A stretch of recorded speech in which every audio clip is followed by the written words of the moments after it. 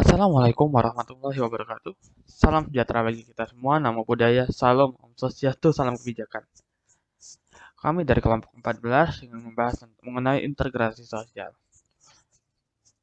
Sebelum kami memaparkan sebuah materi ini, saya akan memperkenalkan terlebih dahulu anggota-anggota kelompok saya. Yang pertama ada Ahmad Renaldi Simba, yang kedua ada Triyoni Mulatsi, yang ketiga ada saya sendiri Muhammad Hairil Rizkylah, yang keempat Emiliana VR Ginting, dan yang kelima ada Muhammad Kodri. Hai semua, perkenalkan nama saya Emelias Nabru Ginting. Di kesempatan ini, pertama saya akan membahas pengertian integrasi sosial. Integrasi sosial adalah suatu kondisi kesatuan hidup bersama dari aneka satuan sistem sosial budaya, kelompok-kelompok etnis dan kemasyarakatan untuk berinteraksi dan bekerja sama. Selanjutnya saya akan membahas permasalahan integrasi sosial. Masalah integrasi sosial akan terus dihadapi oleh Indonesia. Hal ini disebabkan karena beberapa faktor. Pertama, karakter alamiah Indonesia sebagai negara plural akan selalu melahirkan masalah state and nation buildings. Kedua, masalah ini belum sepenuhnya selesai dan bahkan dipersulit oleh faktor kemiskinan dan kompleksitas hubungan antar masyarakat dan juga negara. Kesulitan dan masalah akan muncul jika negara gagal mewakili dan memenuhi kepentingan masyarakat yang majemuk tersebut.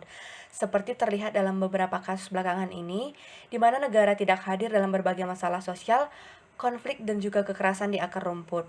Jadi, dapat dikatakan bahwa integrasi sosial akan terkait dengan kemampuan negara untuk memenuhi kepentingan masyarakat, pembangunan negara, dan pembangunan bangsa, serta masalah sosial ekonomi yang dihadapi oleh masyarakat.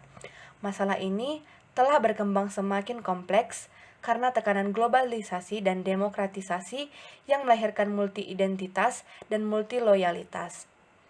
Integrasi sosial mengandung dua elemen besar, yaitu integrasi pada tingkat infrastruktur berupa unsur-unsur yang hidup dan berkembang dalam masyarakat seperti wilayah bersejarah ataupun tanah air, legenda ataupun kolektif memori sejarah, serta unsur budaya dan ikatan ekonomi. Unsur kedua adalah integrasi institusional politis dengan membentuk sistem politik, hukum, dan ekonomi yang mengatur persamaan hak dan kewajiban bagi seluruh anggota. Integrasi nasional menggarisbawahi esensi dari masalah-masalah sosial, ekonomi, dan politik yang sedang dihadapi oleh sebuah bangsa ataupun sebuah negara. Perkenalkan, nama saya Triyoni Mulatsi. Di sini saya akan menjelaskan mengenai potensi konflik dalam integrasi sosial. Keanekaragaman suku, agama, ras, dan budaya Indonesia dengan jumlah penduduk yang lebih kurang 271 juta jiwa, pada suatu sisi merupakan suatu kekayaan bangsa yang secara langsung maupun tidak langsung dapat memberikan kontribusi positif bagi upaya menciptakan kesejahteraan masyarakat. Namun pada sisi lain, kondisi tersebut dapat membawa dampak buruk bagi kehidupan nasional apabila terdapat kondisi ketimpangan pembangunan, ketidakadilan dan kesenjangan sosial, ekonomi, permasalahan integrasi, kemiskinan, serta dinamika kehidupan politik yang tidak terkendali. Adapun konflik sosial sendiri dapat bersumber dari 1. Permasalahan yang berkaitan dengan politik, ekonomi, dan sosial budaya. 2. Perseteruan antar umat beragama dan atau interumat beragama, antar suku, dan antar etnis. 3. Sengketa batas wilayah desa, kabupaten atau kota, dan atau provinsi. Yang keempat, distribusi sumber daya alam yang tidak seimbang. Konflik sosial yang terjadi di beberapa daerah di Indonesia akhir-akhir ini diantaranya disebabkan oleh kesenjangan sosial ekonomi, perbedaan suku agama ras antar golongan atau SARA, dan lemahnya kepastian hukum. Konflik sosial yang tidak diselesaikan dengan baik dikhawatirkan dapat memantik bahaya laten disintegrasi di Indonesia. Selanjutnya yaitu disintegrasi bangsa. Disintegrasi bangsa adalah sebuah keadaan di mana tidak bersatu padu dan menghilangnya keutuhan atau persatuan suatu bangsa yang akan menyebabkan perpecahan. Ketika hal ini terjadi, bukan tidak mungkin akan terjadi pelepasan wilayah dari suatu negara. Penyebab disintegrasi bangsa. 1. Perbedaan ideologi. Masalah akan muncul ketika muncul berbagai ideologi dengan paham yang tidak sesuai dengan ideologi negara.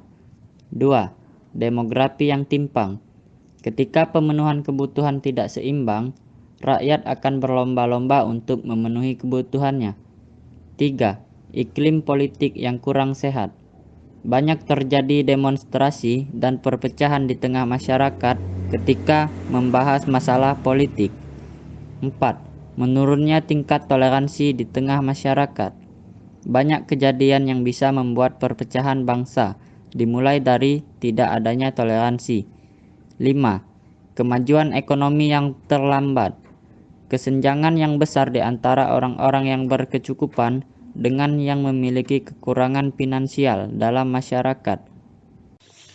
Integrasi sosial dalam paradigma Bhinneka Tunggal Ika.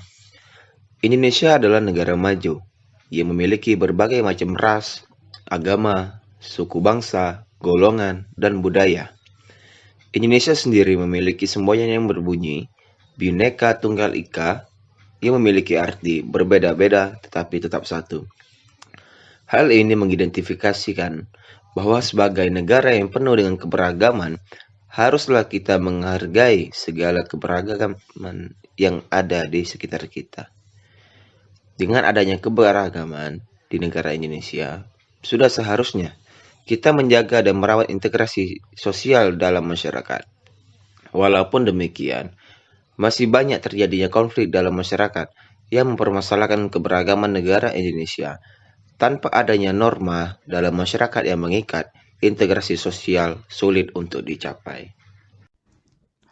Baiklah, sekian dari presentasi kami. Mohon maaf apabila ada kesalahan, dan terima kasih kepada rekan-rekan saya yang sudah bekerja sama dengan saya, dan terima kasih juga kepada teman-teman yang sudah memperhatikan video kami. Wabillahi taufik wa hidayah. Wassalamualaikum warahmatullahi wabarakatuh.